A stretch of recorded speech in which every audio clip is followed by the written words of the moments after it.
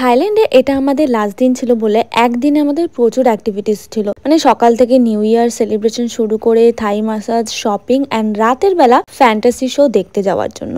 এই fantasy show এর ticket ছিল 3-3.5 টাকার মতন, মানে ইন্ডিয়ান কারেন্সিতে বলছি। সারাদিন এত অ্যাক্টিভিটিস হওয়ার পর আমরা ভেবেছিলাম আমরা এখানে আর যাব না, কারণ আমাদের কারোর শরীর দিচ্ছিল না যে হোটেল ছেড়ে বেরোই। বাট ভাগ্যিস আমরা এই ভুলটা করিনি। সবাই মিলে রেডি হয়ে লাস্ট দিন বলে কথা, অ্যান্ড কি আছে ফ্যান্টাসি শো ইউটিউবেও দেখায় না, কিছু তো একটা ব্যাপার আছে, তো সেটারই জন্য চলে গেছিলাম এই জায়গাটায়। অ্যান্ড প্রথমে ঢুকতে এত সুন্দর একটা জায়গা, মানে এটা হচ্ছে থাইল্যান্ডের ঠিক অন্য একটা দুনিয়া, তোমরা দেখতেই পাচ্ছ। তখন থেকে আমরা পুরো এরিয়াটা ঘুরে যাচ্ছি, মানে বেসিক্যালি শোটা শুরু হওয়ার আগে প্রচুর মানে অনেকক্ষণ হাতে টাইম নিয়ে কিন্তু এই জায়গাটাকে এক্সপ্লোর করতে হয়। তাই শো শুরু হওয়ার অনেক আগেই যেতে হয় যাতে তোমরা পুরো এরিয়াটাকে এক্সপ্লোর করতে পারো। এবার আমাদের টাইম হয়ে গেছে, ভিতরে ঢুকে গেছি শো এনজয় করার জন্য।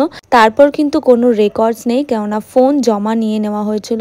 অ্যান্ড ও মাই গুডনেস, এই যে কি অভিজ্ঞতা হয়েছে, এই যে কি অদ্ভুত সুন্দর অন্যরকম ইউনিক একটা শো এক্সপিরিয়েন্স করেছি, সেটা তোমরা কেউ না দেখলে বুঝতে পারবে না। এটা কোথাও ইউটিউবেও অ্যাভেলেবেল নেই, এটা জাস্ট একটা ইউনিক এক্সপিরিয়েন্স। যাই হোক, শো দেখে আমরা তো আবার যথারীতি বেরিয়ে পড়ি। বেরিয়েও আমরা ডাইরেক্ট চলে এলাম আমাদের হোটেলে রুফ টপে। এত সুন্দর একটা সুন্দর অ্যাম্বিয়েন্সে বসে আমরা ডিনার অর্ডার করি। অ্যান্ড দেখতেই পাচ্ছ প্রচুর অর্ডার করেছি।